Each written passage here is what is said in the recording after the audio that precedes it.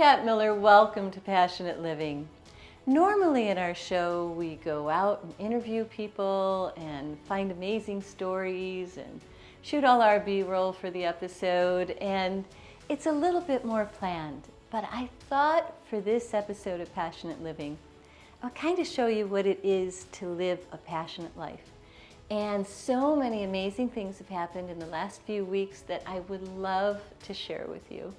And I'm going to take you through the journey today of everything that's happened, including my amazing niece, who you've seen on a lot of our early seasons of Passionate Living, Rosena. She graduated high school. Woohoo! It is a big deal. We are all so happy.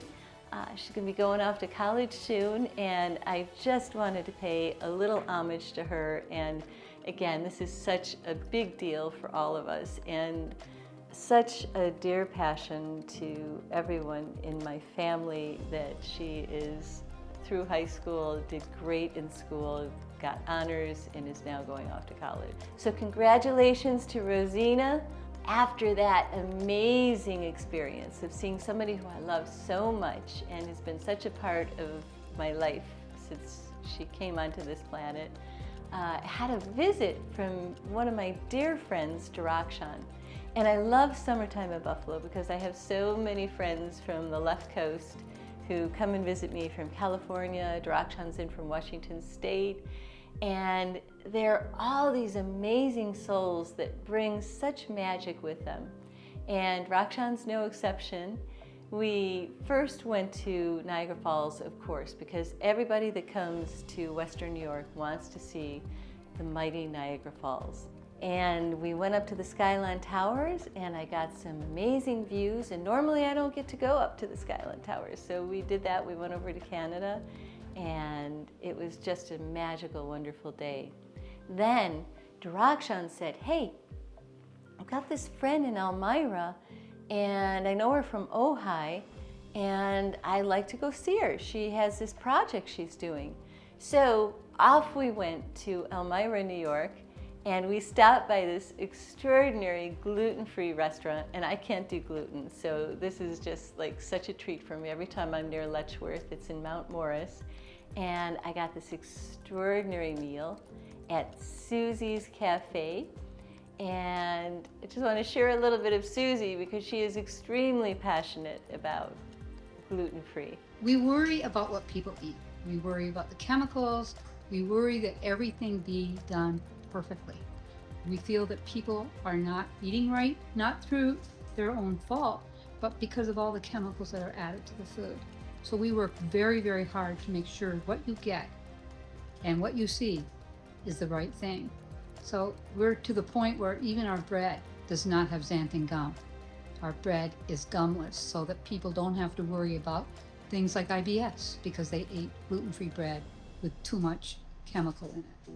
And then when we got to Elmira, we went into this unassuming house, and I found out that it was the home where all of the Seth books were, or a good majority of the Seth books were written, channeled. For anybody that doesn't know Seth, it was one of the early books back in the 70s, Seth Speaks. I remember reading that, and so many of my friends and colleagues who have taken their journey into natural health and alternative medicine and into the world of spirituality have read the Seth Speaks books. And this is the house where these books were channeled. And I got to meet this amazing woman who has become like a sister, and she gave us a tour of the Seth House. Welcome to the Seth House. This is an amazing place, and this is where it's called the Seth House because this is where Jane Roberts channeled most of the Seth books and wrote most of her books as well. It's a very historic building and a great, deep, profound spiritual significance to many people all over the world. As far as the actual wood and plaster, the building itself was built in 1888 as a mansion. And then in the 1930s, it was divided up into apartments, and it's kind of funny how it was been added onto, rooms have been added on, and apartments where they tried to stick bathrooms in strange places. But 1960, that Jane Roberts and her husband Robert Butts moved into apartment 5, and things started happening in their lives in 1963 when Seth showed up and started the channeling process that I think has changed reality as we know it, because the information that Seth has given us, he talked about everything, and it has spread to all avenues of society, and so many important spiritual authors cite Seth as being an inspiration and quote Seth for some of this breakthrough information that he gave us, starting in 1963 and continuing until Jane's passing in 1984. 45 books that were channeled that Jane wrote herself. So 45 books. I'll put this on your reading list, and I'll say the most popular is Seth Speaks, and also Nature of Personal Reality. It's amazing that all that information and all that wisdom and love came through in this building, and where Seth channeled wisdom like twice a week, 3 times a week, 4 times a week, depending on what was going on in their lives. But hey, should we go take a look? Yeah, let's go take a look. Okay, so we're starting here in apartment 1A, ground floor. Come on along and let me show you things. We have, here is a photo of how the house looked, probably the late 1800s. You can see by their clothing. And there's a lovely building. And right here is a little stick that was a tree that is now 144 years old and is huge in the front yard. So that little stick became this huge tree in the front. And right there, though, is Jane and Rob's apartment, as it would be years later. I'll run over here then. This is why it's called a library. Here are tons of Seth books right here. And then also we have other books on either side of it that reflect or echo what Seth was talking about. People who were inspired by Seth, and they wrote books, or just, we're all describing the same reality, and it's huge and it's beautiful, it's wonderful.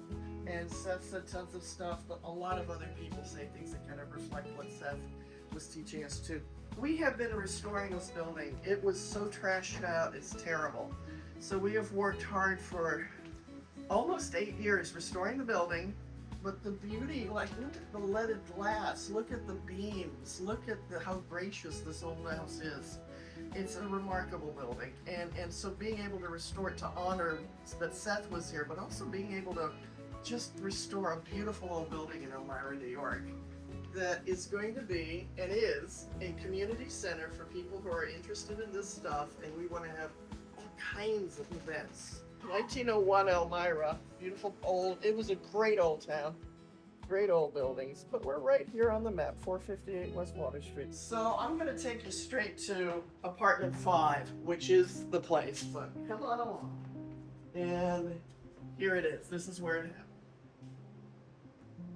Wow, this is where all the Seth books were. We've imitated the bottles, but she sat right here when this photo was taken, and this is her writing place right here. And like there was a bookshelf here that she's photographed at, again with bottles. That's why we have the bottles there. It's a nice little thing. So that's Jane at her typewriter, typing at her desk, and she was very Prolific, right? oh my God, and she had a writing schedule every day. She wrote. And so it's fun to have Seth study groups where we all get together at a table with Cheetos and we study these books and we share ideas. And something I like is called belief busting. And when you're talking to people, you start to accidentally say your limiting beliefs. Oh, I can't do that, or that's how life is. And to catch each other and say, whoa, that's a limiting belief. How can you rephrase that? How can you change that? How can you break through that? So belief busting is really important with studying this liberating material. So these two mirrors are original. Original. This is the 1940s, and this is 1800s probably. And there's photos of them doing that mirror thing where the two of them sat, getting them double mirror reflection. Right. And we still have the You mirror. have to pull out so you kind of Just get that infinity. angle where you see infinite cells, and they have a photo of Jane and Rob doing that. It's like, wow, and we have the mirrors. And let me show you another mirror. With this other mirror here, they did some psychic experiments. So right behind the door on this side is where another mirror is. Now you see your photographer, your filmmaker. But Jane, Rob, and their friend Bill McDonald looked in that mirror and had paranormal things happen, like around the 68th session, I think, here.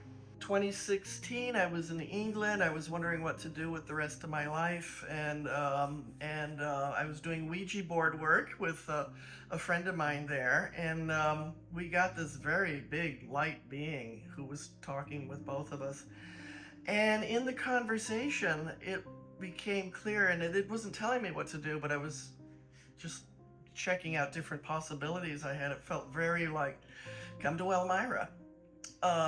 I have been here before. I have an aunt here, and it was like, come to Elmira, and then see what happens. And then it was like saying it might be a home base for you, and I thought, that's crazy. I don't want to be a home base in Elmira. It's like, nice aunt, but I went to see my aunt in Elmira, and the first morning that I woke up in my aunt's guest room, a voice spoke to me.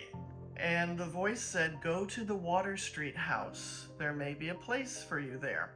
This is 458 West Water Street. This is the Water Street house. And I'd never heard it really called that before, but I came here. My aunt drove me, and there was a for rent sign out front. And the next day I wrote a check because I was just like amazed. I walked right in the front of the building. The door was unlocked. It was, that was just part of, it was unlocked because the way it was divided. And I would just walk through, and it was devastating how horrible it looked. But inside and out, I was like, this is where my favorite author lived. This is where Seth spoke. I gotta live here. And it did feel absolutely walked through, guided to it, and immediately started the ideas of this needs to be restored. This needs to be an open center. So all this funneling through of ideas came through. And that's what I've been working on for almost 8 years. And I couldn't be happier. And I've learned so much about all the things that can break in a house. Reading the books and having them say, Rob's notes, like, such and such happened at this window or at this place. And I'm sitting in the room and I can look up. It happened here. It happened there. This is where that vision was. This is where she sat in her rocker. This is where it happened. And I want other people to get that thrill and that feeling that they can read the books here and meditate here and just feel like, oh my God, it's real. And it's a feeling I want other people to share. That's all.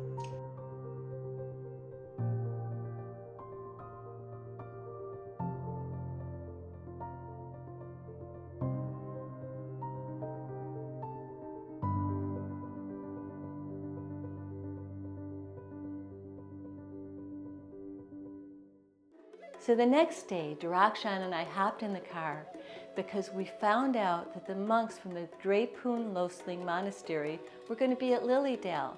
And for anyone who hasn't been to Lilydale, you've got to get in the car and take a ride out there. It's extraordinary. It's the very first spiritualist community in the United States, maybe in the world.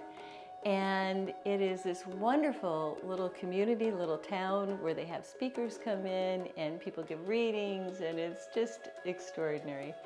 And the Drepung Loseling monks every year do an opening at Lilydale where they play music and chant and have a mandala and do the opening ceremony for that. Well, what's really cool is I didn't know that the monks were going to be in town when Drepung was visiting me, nor did he. And for 8 years, I hosted Tibetan monks. The first 4 years were in my home in Santa Barbara, and the whole group would come for a week or two every year, and I would put on events for them and help raise funds for the monastery and the monks. And it was just an extraordinary adventure. And when I got rid of the big house in Santa Barbara, I went to Drepung, who had an estate up in Ojai, California, and asked him if he would be willing to co-host the monks with me. And he immediately said, monks? Yes. So we started co-hosting the monks and brought them in every year for 4 years in Ojai and had the most extraordinary experiences. So for the monks to actually be in Western New York when Darakshan was coming to visit me here was just, again, just completely auspicious. And I want to share a little bit of the opening ceremony with you with the mandala. And here we go.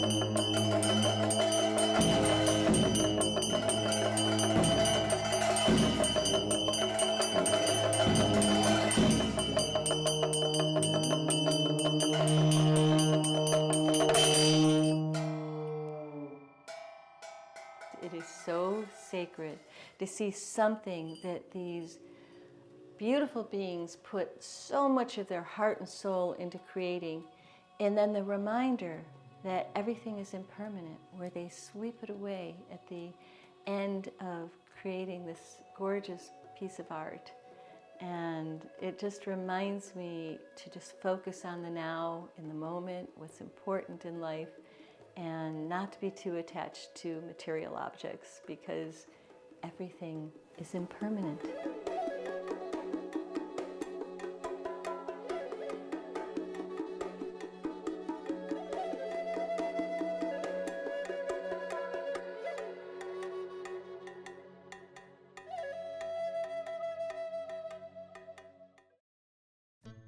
And of course, it always is such a joy in the episodes where we get to share a little bit of the adventures of Linguini. As most of you know, Linguini is my animal support ferret, my comfort ferret. He came to stay with me for 3 weeks when my son went to Thailand, and we just fell in love, and he's never left. So he has gotten to be such a bright light to everybody who meets him. And so I have 2 wonderful stories today. The first is how Linguini now likes to take showers in the morning. He's figured out how not to get too wet.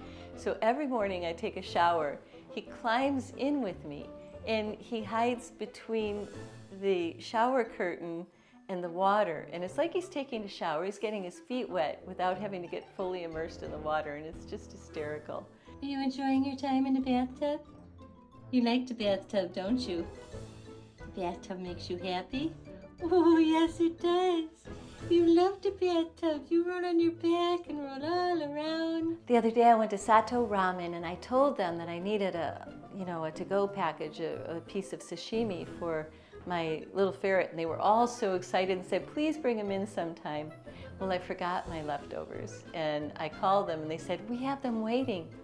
And I said, you know what, Linguini and I are going to come in and pick them up and say thank you. So we walked in, and they had a banner out, welcome Linguini.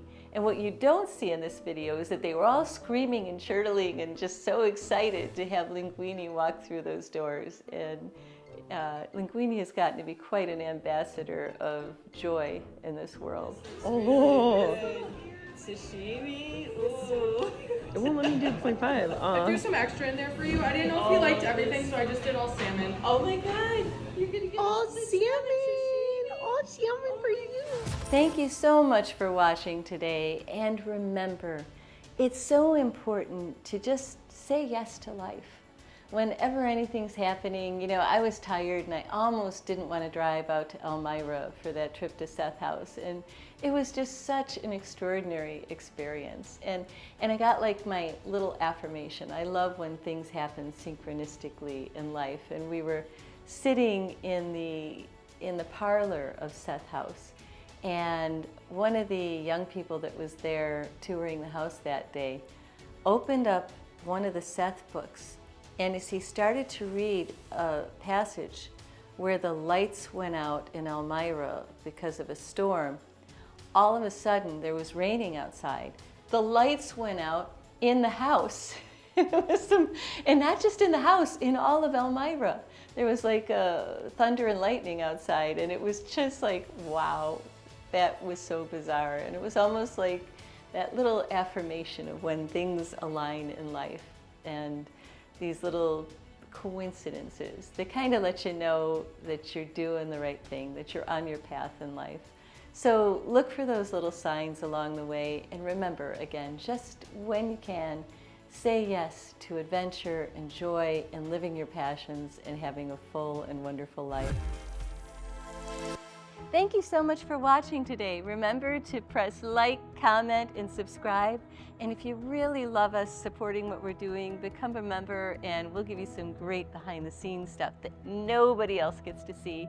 And also continue your exploration of passionate living by watching one of these awesome videos. Thanks again.